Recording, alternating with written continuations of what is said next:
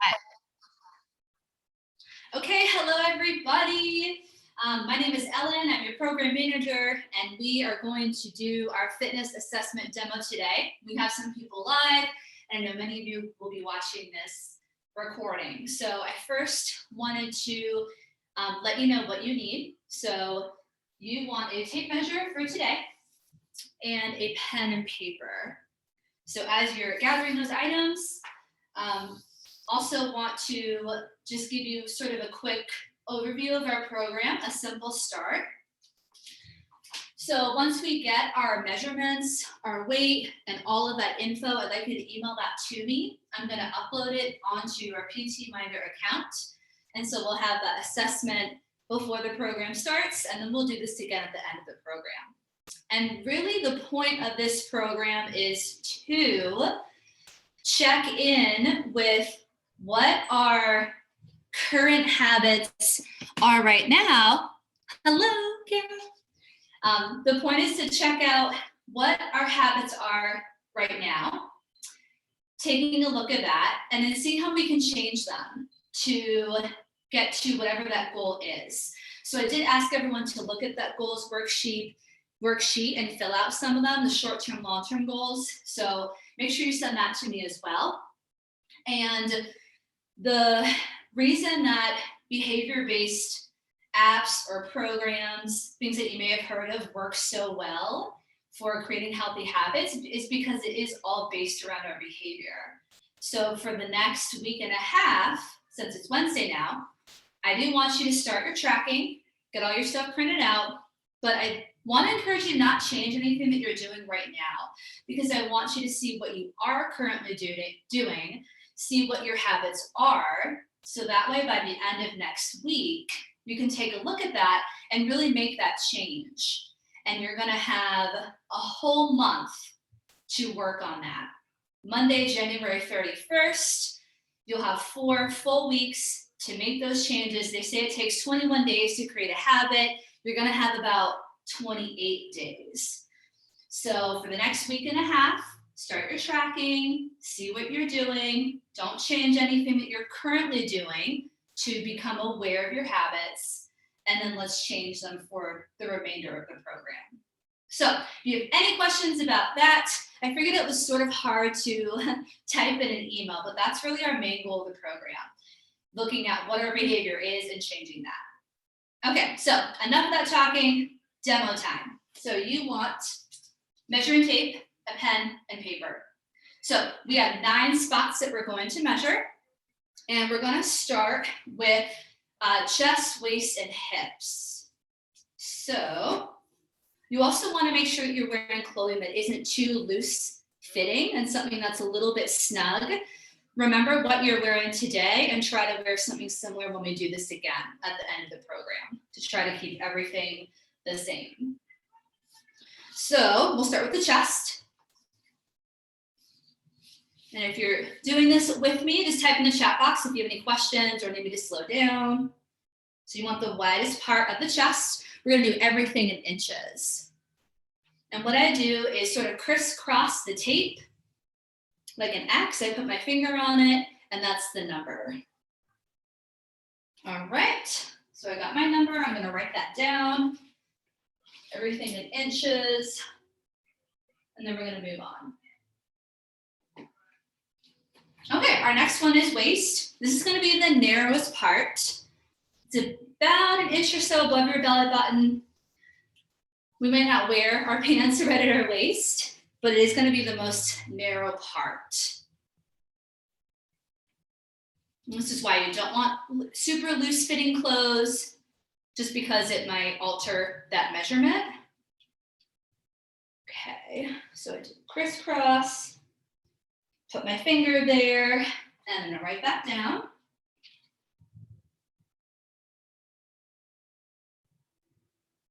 Okay, now we're gonna do the hips, which is the widest part. And from those 2 measurements, we get our waist to hip ratio. So same thing here, you don't want pants that are too bulky or a shirt that's too bulky. If you do, you can just pull your shirt up or maybe pull the pants down a little bit. So Just make sure it's the widest part. So see how I have it around here for my hips. I did all black, so it'd be nice and easy for you all to see too. And then I place my finger on that X, and then I get my number. And we're gonna write that down. All right, so chest, waist, hips, now we're moving on. We're gonna do arm, thigh, and calf. We're gonna do right side and left side because our bodies aren't completely perfect. Sometimes one side is a little bit bigger or smaller than the other.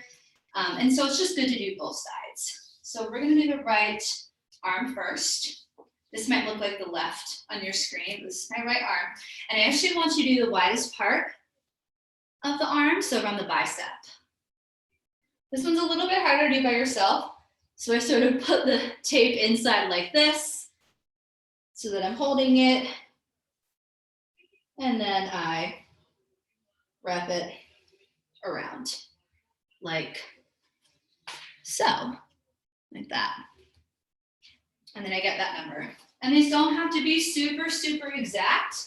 You just want to make sure that you are doing it the same way you're doing it right now at the end of the program. Because if those things stay the same, you're going to be able to see progress. We're not measuring this against anyone else's numbers or anything like that. So just keep the environment the same, right? Those factors. I'm sure there's a science word for that too, but I don't know it. Okay, so that's right arm. Now we're gonna do left arm, same thing.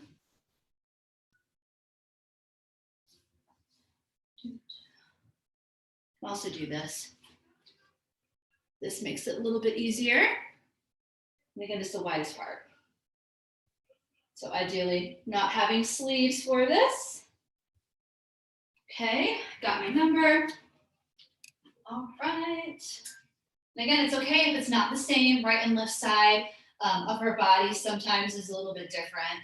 The measurements, you know, especially with legs as we move on to thigh. If you have had an injury or something broken on one side, that side might be a little atrophied and might not be as strong as the other side. So perfectly normal. So for the thigh, we're going to do similar to the arm, about the widest part. You're not going to go up to the hip like this, but right there in the middle. And again, remember how you're doing it. We'll do it the same exact way for the end of the program. This is a little bit harder doing it from home on our own without someone to do it on us. So we just want to make sure we're doing the same way both times. And that's how we'll be able to see our progress. Okay, so I got my number, write that down. Then we'll do the left side. And we do measurements because I hope we all know that weight is just a number. It is our fat tissue, our muscles, it's water, it's bones, it's tissues. It's made up of a lot of different things. And it also can fluctuate multiple times throughout the day. So it's not always the best indicator of fitness or when you're trying to track your weight loss. If you're adding exercise into a program and you're gaining muscle mass, that's going to weigh more and that number will go up. But then your measurements might go down. So that's why we want to do both. Measurements are really important for that reason. Okay, I'm just rambling now. All right, so I got that one. Oh yeah, this is a little different. That makes sense. That's my stronger side. Okay, so we did right thigh, left thigh. Now right calf and left calf. I have like tight leggings on, so I can just go right over the pants here. And this is also going to be the widest part of your calf. So similar to your arm, your bicep there. So widest part. This is an easy one to do on your own. Take that number. All right. This is fun because we did this, I think, last year, maybe the year before. How many years have we been here, right? But I have all that written down, so I can go back and see what mine are too. And that's the reason that we're going to plug it into PT Minder so you can measure your progress, right? All right. then the other side. Just type in the chat box if you have any questions. If you are done, I will be done in just a moment here. This won't take long at all. Put that down. All right. Okay, so that's it for your measurements. And you will need to email these to me along with your weight and your height, and then I can plug all of that into PT Minder. I will have to plug it in, and then you should be able to see it. So those are your circumference measurements. And I also want to show you all very quickly a demo of some fitness assessments. I mentioned 5 different tests, and these are a little different than what we've done before. Being outside of a physical fitness facility and without a fitness professional to do some of these with you, there are some things that you can do on your own.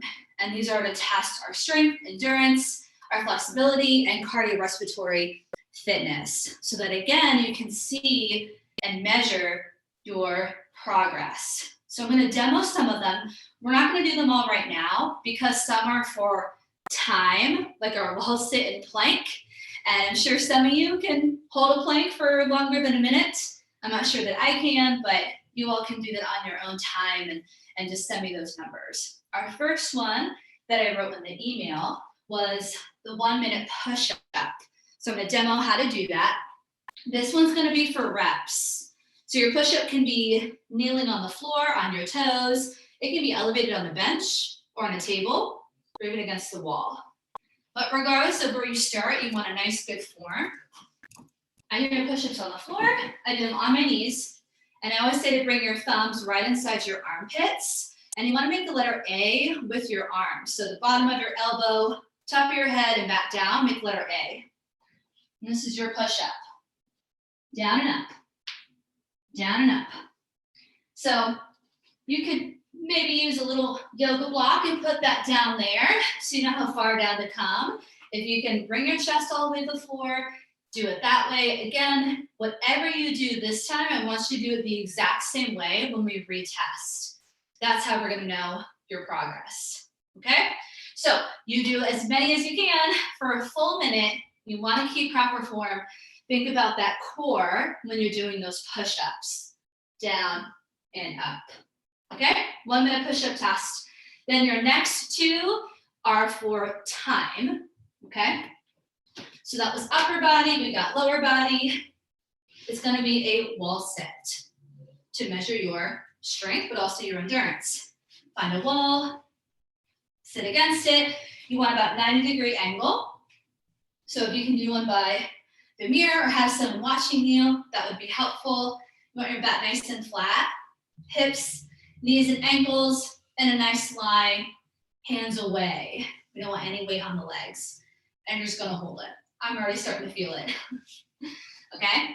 But remember, we're just getting a baseline, so there's no goal to beat, there's no number to get. This is you and your baseline. How long can you hold up that wall sit? Our third one is for core, and this is another strength endurance type of test. This is in place of a curl up or sit up test, which I don't really like because I find that the sit up and curl up motion, it just kind of is not great for our lower back. But plank is. So similar to a push up, you can do it on the floor, elevate on the bench. That makes it a little less challenging, less of your weight at a different angle, right? So plank hold, this is your plank, like you're walking the plank. So maybe support it on your knees and maybe on your hands. So that's really up to you. Just write down how you did it and we'll do the same way for our post, okay? I feel it more when I'm doing the plank on my forearms, but I've had some neck issues recently, so I also like to do them elevated like this on a bench. Ooh, and I'm feeling the abs there. And then I don't have to worry about my shoulders and my neck. So find what works for you. Is want nice flat back. You're gonna hold it until you can't hold it anymore. So you do need a stopwatch for that, or just your phone, your smartphone. All right, and then our last 2, the cardiorespiratory one is going to be a 1 mile walk or run. So if you're a runner, you already do that. You would want to do a run. If you haven't done much in a while and you're not really sure, do the walk. So I had a typo in my email. This is going to be for time, not distance. You're going to see how long it takes you to walk a mile or run a mile. So you can do that on a treadmill. It's obviously going to tell you the mile, or outside using an app or your watch. Okay, then our last one is sit and reach. So this one, there's a way to do it without the old school box that we had at FOHO or in elementary school. This is for flexibility. You'll want to do this last once you're all warmed up. It is similar to the sit and reach though, the box, okay? So you can use a ruler or a tape measure, whatever you have. So if you know already, for me, example, I have a hard time already reaching my toes. So I'm gonna place this right at the edge of my foot and have the ruler come towards me. I know I'm not gonna go past my toes. So I'm putting it this way. I have the 1 inch mark towards me and then the 12 inches at the end of my foot. One hand over the other, just like your sit and reach. You're gonna lift up nice and tall, like we say in yoga and Pilates, right? Take a nice inhale and then exhale, lean. Oh, maybe I can go past my toes. Lean forward, let your hands relax, fall to the floor, and just see where your fingertips land. That's gonna be your number, okay?